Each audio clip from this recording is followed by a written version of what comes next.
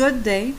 Another good article I found written by Daniel Paul, and I see he got over 3 million visitors on his website. And very interesting article about the title of it is Mi'kmaq Acadians, Friends Then and Now. From time immemorial, the pre-Columbian Mi'kmaq welcome and entertain peaceful visitors from other Turtle Island, our name for North America, First Nations to our country with open arms. Such hospitality was the result of elders implanting in the minds of succeeding generations of young children the worthy social values of a people-friendly civilization. Assuring that those values were strictly followed was a personal honor, an individual's most valued personal asset.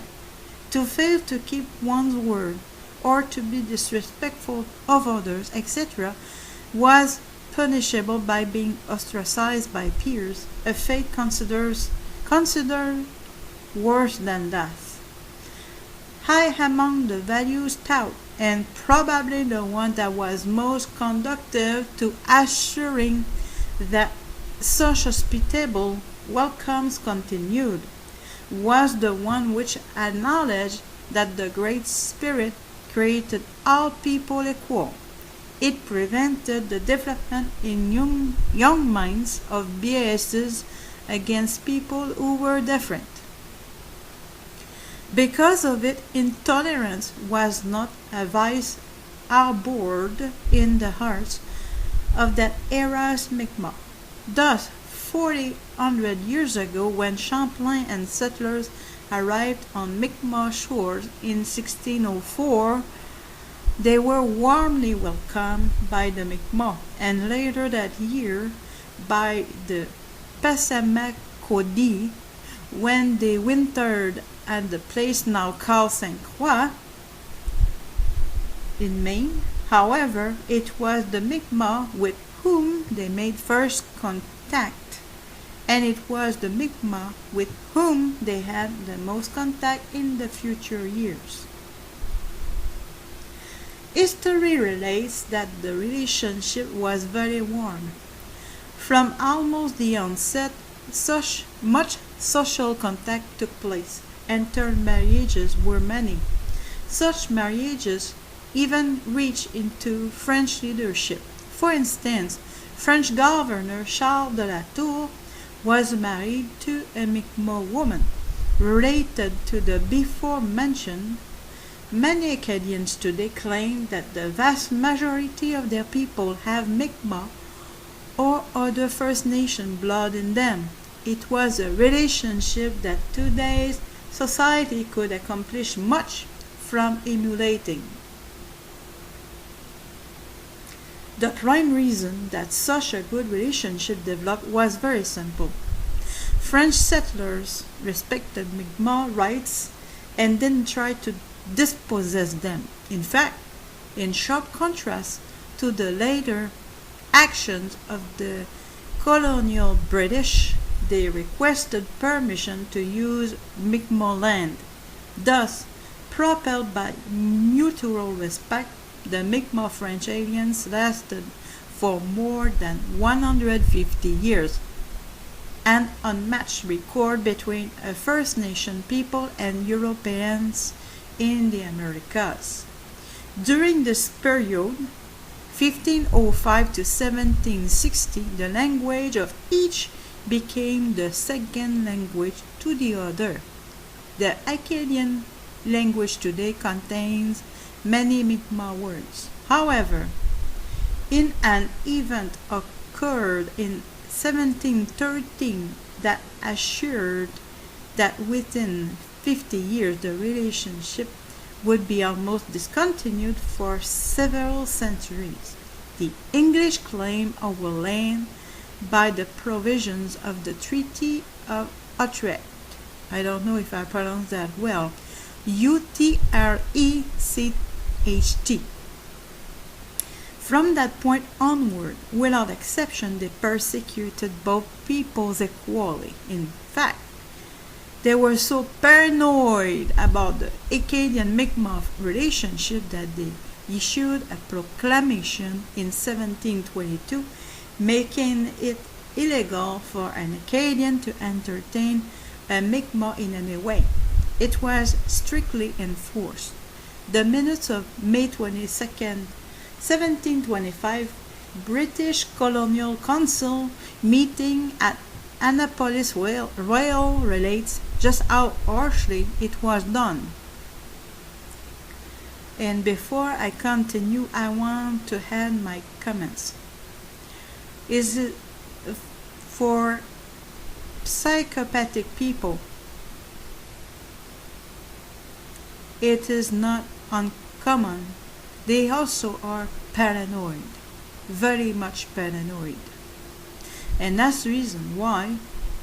And I'm talking about the colonialists here. I'm not talking about all the British people.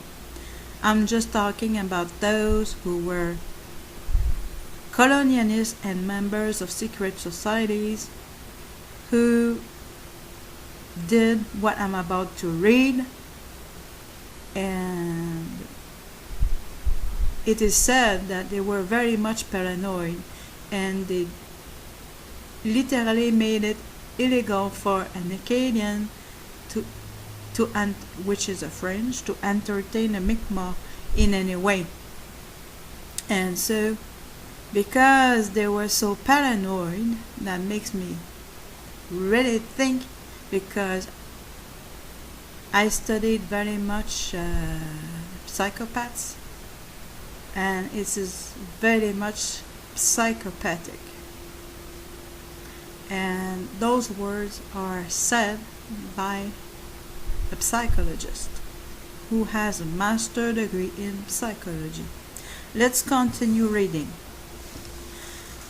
The Honorable, this is a quote, so I will read again the paragraph, so to put ourselves back to the context. In fact, they were so paranoid about the Acadian-Mi'kmaq relationship that they issued a proclamation in 1722 making it illegal for an Acadian to entertain a Mi'kmaq in any way. It was strictly enforced. The minutes of a May 22nd, 1725 British Colonial Council meeting at Annapolis Royal relates just how harshly it was done.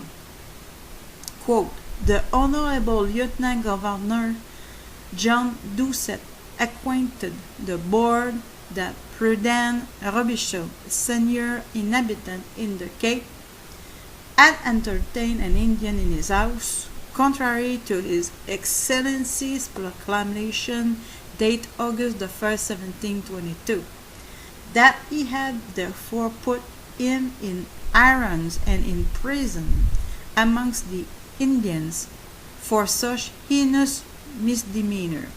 This was to terrify the other inhabitants from clandestine practices of betraying the English subjects into Indian hands. A petition by Robichaud for release was then presented to Council for approval.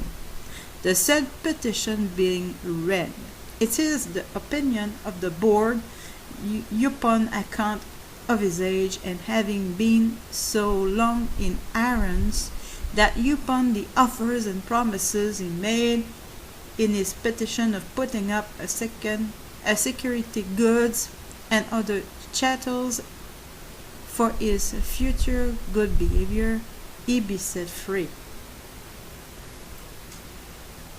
Yep, this is very much psychopathic. And what I'm about to read confirms that they were very much psychopathic indeed.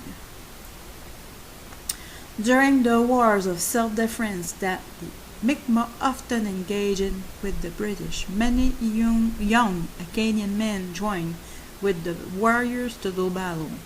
In fact, the bounties issued by the British for Mi'kmaq scalps were worded in such a way that it was permissible if Acadians were found to be helping the Mi'kmaq for bounty hunters to take Acadian scalps. The record shows that this was actually done.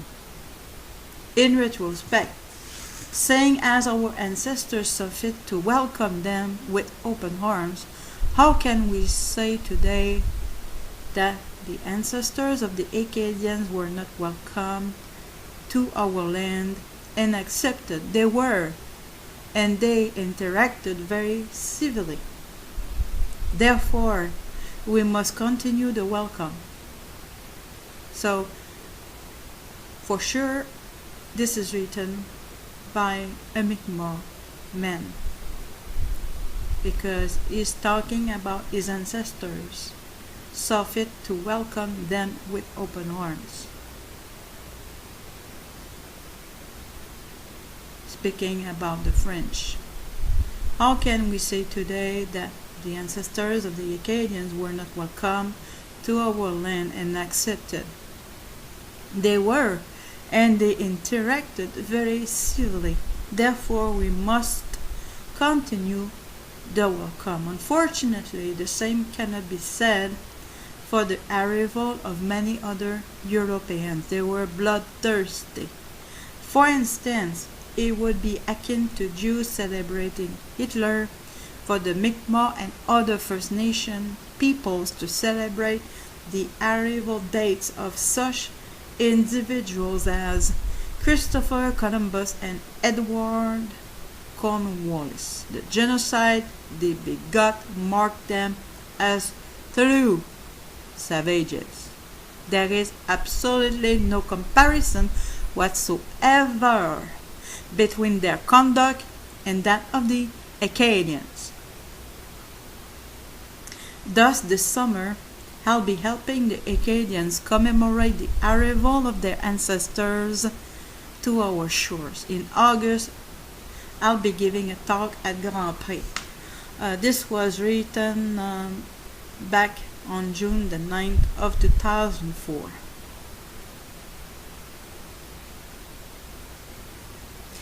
The Acadian celebration to me is a celebration of survival in the face of overwhelming odds, something from experience the Mi'kmaq can relate to. Therefore, I hope to all Mi'kmaq will join with me in wishing them well.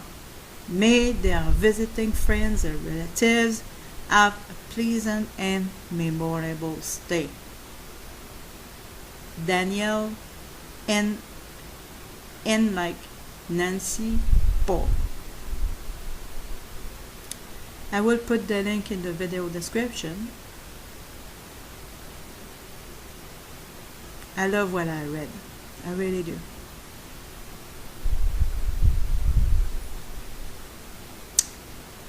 Thanks for listening. In fact, there are things coming to my eyes right now. That's very good. Thanks for listening.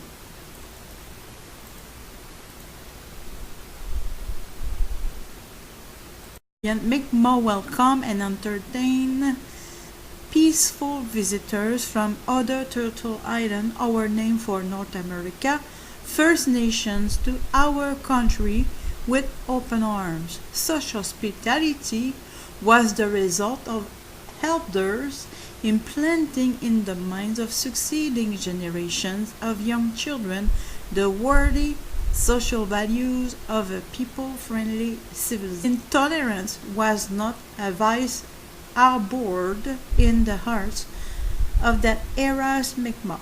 Thus, 400 years ago, when Champlain and settlers arrived on Mi'kmaq shores in 1604, they were warmly welcomed by the Mi'kmaq, and later that year by the Passamaquoddy, when Good Day Another good article I found written by Daniel Paul, and I see he got over 3 million visitors on his website. And very interesting article about, the title of it is Mi'kmaq Acadians, Friends Then and Now. From time immemorial, the pre-columbian values taught, and probably the one that was most conducive to assuring that such hospitable welcomes continued, was the one which acknowledged that the Great Spirit created all people equal. It prevented the development in young minds of biases against people who were different. Because of it, assuring that those values were strictly followed was a personal honor, an individual's most valued personal asset.